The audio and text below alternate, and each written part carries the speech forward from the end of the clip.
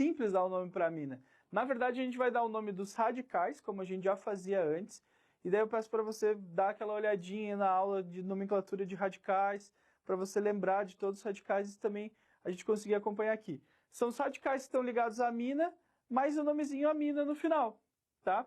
Olha só esse cara aqui, ó. Ele só tem o radical metil ligado à amina. Então ele é o metil-amina. Aqui eu tenho dois radicais. E esses dois radicais aqui, eles têm nomes diferentes. Aqui eu vou seguir a ordem alfabética, ó.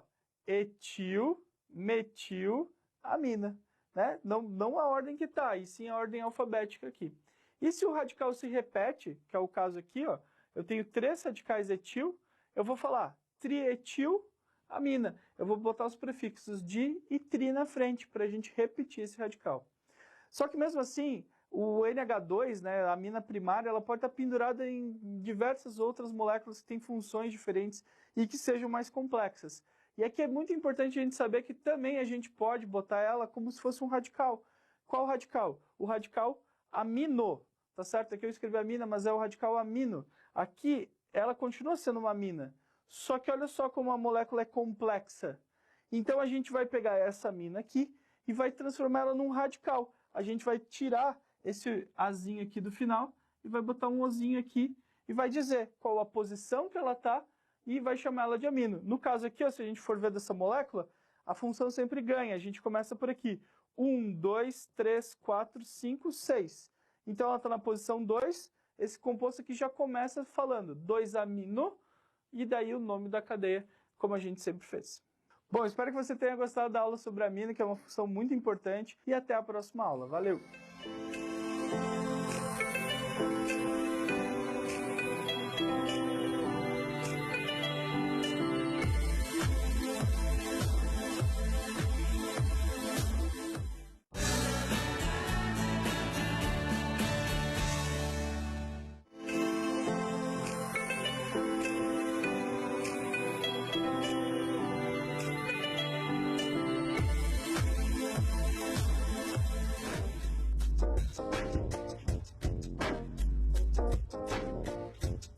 Na aula de hoje você vai aprender sobre transporte de membrana.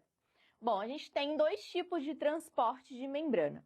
Quais são eles? O passivo, que é aquele que não vai gastar energia, e o ativo, que é aquele que vai gastar energia, que é o que a prof vai falar para você hoje.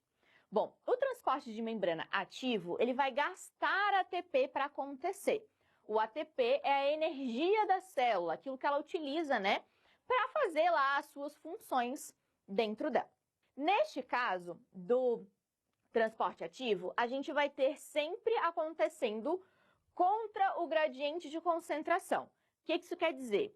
Que essas substâncias vão passar do meio menos concentrado para o meio mais concentrado. Então, ele vai acontecer ao contrário do que se esperaria geralmente. Por quê? O que a gente tem que lembrar? Que tudo na natureza tende ao equilíbrio. Então, geralmente, isso vai acontecer do meio mais concentrado para o menos concentrado, para que tudo fique equilibrado ali. Porém, alguns processos precisam acontecer ao contrário, ou seja, eu preciso que mesmo que eu tenha coisas lá em meios menos concentrados, eles passem para o mais concentrado para que algum tipo de reação aconteça. Vou dar um exemplo. Para que os nossos neurônios consigam passar as informações, a gente precisa que o impulso nervoso passe. Para que o impulso nervoso passe, eu preciso ter a troca de íons acontecendo para levar, né, a essa célula a gerar um choque, que é literalmente o impulso nervoso. Então, para isso acontecer, eu preciso dessa concentração diferente do que é o normal da célula. Se isso não acontecer, o impulso não passa e, consequentemente, a gente não vai ter várias coisas acontecendo no nosso organismo. Então, como que vai funcionar esse transporte ativo? A gente vai ter sempre, né, na maioria das vezes, na verdade, a gente vai ter ali proteínas atuando. Então, a gente vai ter alguém fazendo isso para a célula. Este alguém é uma proteína e essas proteínas elas vão ter locais específicos para essas substâncias. Quando eu tenho uma proteína fazendo este processo, a gente chama isso de bomba. A mais comum é a bomba de sódio e potássio, que inclusive é ela que faz lá com que o impulso nervoso aconteça. Então, olha só como é que ela funciona. Bom, primeiro, vamos lembrar, bomba é porque eu tenho lá uma proteína ajudando. E segundo, ela está fazendo o transporte do sódio e do potássio. Então, a Prof fez um desenho aqui para você mais ou menos conseguir compreender como é que funciona. Nós temos aqui a membrana plasmática, sendo representada por essa linha. A gente tem aqui o nosso sódio e o nosso potássio.